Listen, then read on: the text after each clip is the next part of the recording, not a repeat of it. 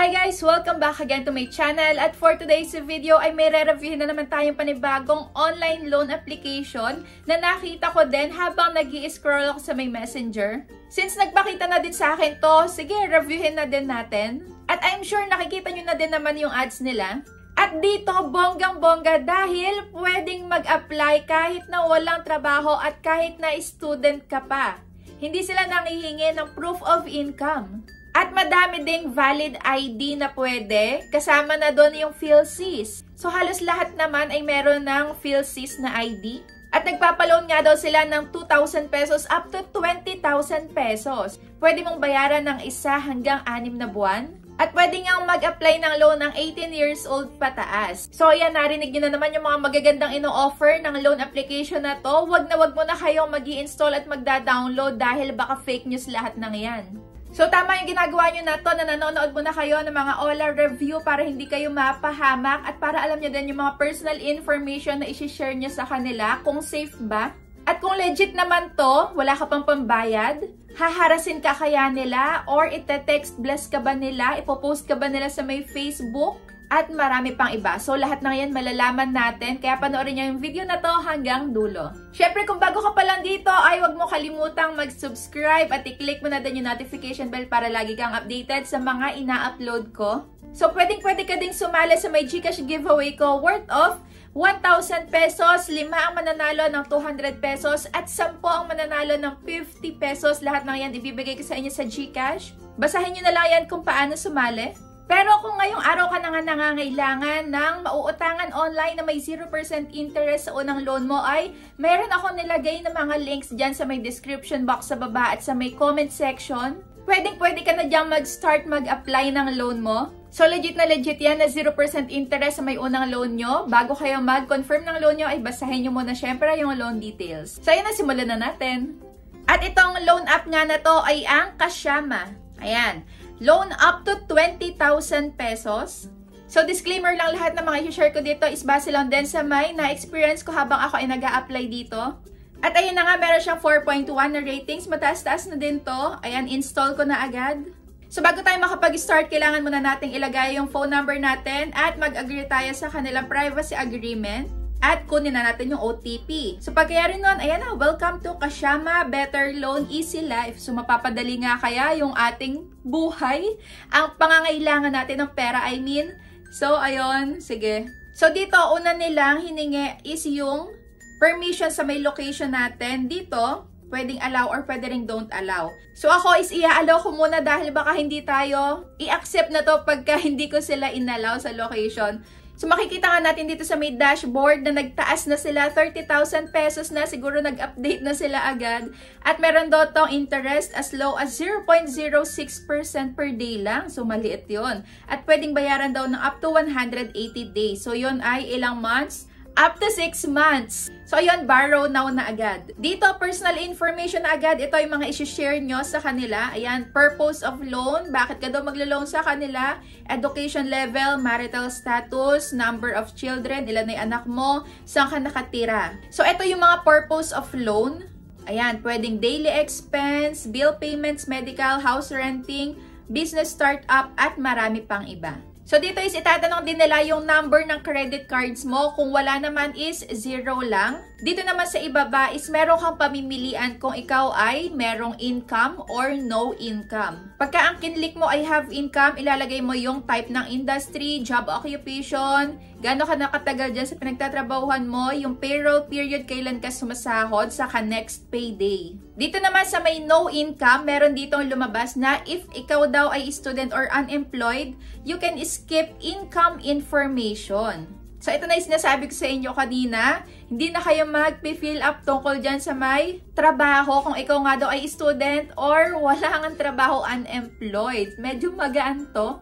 Ngayon lang ako nakakita ng ganito na nagpapaalala pa kung ikaw nga daw ay student or walang trabaho. Skip mo na daw lahat na ngayon. So, sige, mukhang maganda nga ito. Pero if ever naman meron kang income, ay ito yung type of industry. So, mamimili ka lang dyan.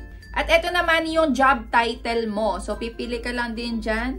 At para daw mas mapataas daw yung quota mo, or mas mabilis ka daw ma-approve, ay ilagay mo yung company phone number, company name saka email address mo.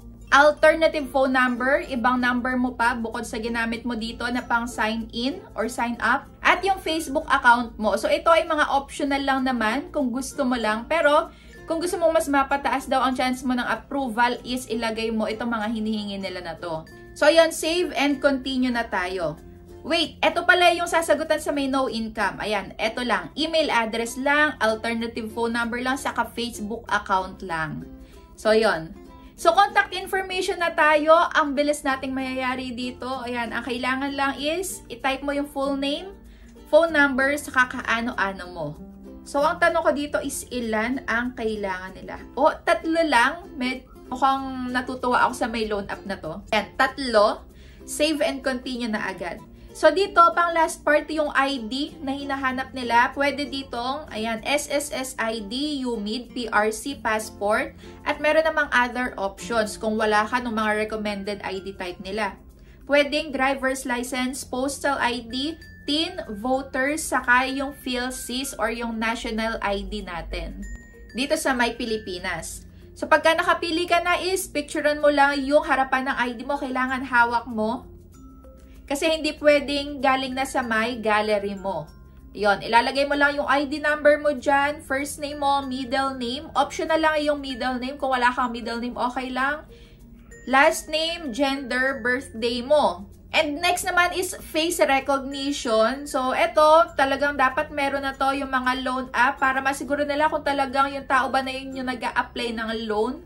Yung iba kasi is walang facial recognition. Nakakatakot yung ganun kasi baka yung iba is ginagamit na yung ID mo, hindi mo pa alam. Tapos bigla kang magkakaroon ng loan.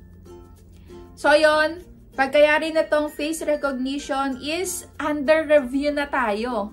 So, dito nagantay ako ng more or less ay 3 minutes lang. Nalaman ko na na-aprobahan nga ako at eto yung binigay nila sa akin na credit limit. So, for first time user, binigyan nila ako ng 1,500 pesos. At tingnan natin kung legit nga ba na 1 buwan hanggang 6 na buwan ang pagbabayad. So, dito nga is nakakaloka. Ayan. Fake news nga talaga dahil 7 days lang ang repayment period. So, ayan, hinati pa nila sa 2 pagbabayad. Hinati nila sa 2 terms daw. Pero yung unang repayment nga is 7 days lang. So, dito yung pangalawa naman is after 4 months pa babayaran. Kaso nga lang, yung unang pagbabayad mo is 1,495 na yung ibabayad mo. At eto naman yung kabuuan ng mga makakaltas sa may ilaloan natin na 1,500. Ayan, makakaltas yung 600 pesos saka service charge na 16.80. Kaya ang matatanggap na lang po natin sa may 1,500 is 883.20. So ayan, dito pa lang not-recommended na sobrang laki ng makakaltas. Kalahati, lagpas kalahati pa. Kaya mainam talaga na nanonood muna kayo at huwag kayong padalos-dalos sa mga nakikita nyong ads online. Tapos nagtatry kayo agad, install agad, ayan, apply agad. Tapos bigla nyo na-i-click yung confirm loan. Nako, babayaran nyo yan kahit nalabag sa loob nyo, kahit na hindi nyo sinasadya. Kaya ayun, lagi nyo tingnan lahat ng mga details sa may loan bago kayo mag-confirm. Para hindi kayo matulad sa mga ganito, marireceive nyo ay lagpas kalahati pa ng loan amount na ibibigay sa'yo. So dito, i-check natin kung tama ba or ano yung mga sinasabi sa my ratings nila, sa may app nila. Dito, hindi ko pinapansin yung mga 5 stars. Ang gusto kong tingnan at hanapin ay yung most critical. At eto na nga, ayan, no way to delete your account. So, they don't have customer support as well to reach out to delete your account. So, wala daw delete of account dito. So, ayun, nakuha na yung details mo. Wala ka nang magagawa. At isa pa, auto-decline. Ayan, gaining personal information lang. Wala nga daw delete account. So, ayan, puro auto-reject. At eto nga yung mas malala, ayan, this is a scam app. You approved my loan but did not receive. So eto, inaprobahan yung loan niya pero hindi naman niya natanggap. Tapos, tawag na ng tawag sa kanya at singil na ng singil kahit na hindi naman niya na-receive yung iniloan niya. At nag-search naman ako online, wala naman akong nakita na na-post nito ang kasyama na to. Kaso nga lang, legit na sila ay magte-text blast sa'yo tapos tatawag ng tatawag sa'yo. Kahit na wala pa man din yung due date mo. Ayun lang, not recommended itong type ng loan na to. So, X to, Huwag kayong mag-try, pero depende sa inyo kung gusto nyo naman. Pero ako talaga is not recommended. Dahil marami pa namang magandang loan app dyan at makikita din yan sa my YouTube channel ko. Check nyo din. At check nyo din yung link na nilagay ko dyan sa my description box sa baba at sa may comment section. So, ayun lang. Kung may gusto pa kayong loan app na ipapa-review is, i-comment nyo lang dyan sa may comment section. At re-reviewin ko yan para sa inyo. So, yun lang. Thank you for watching.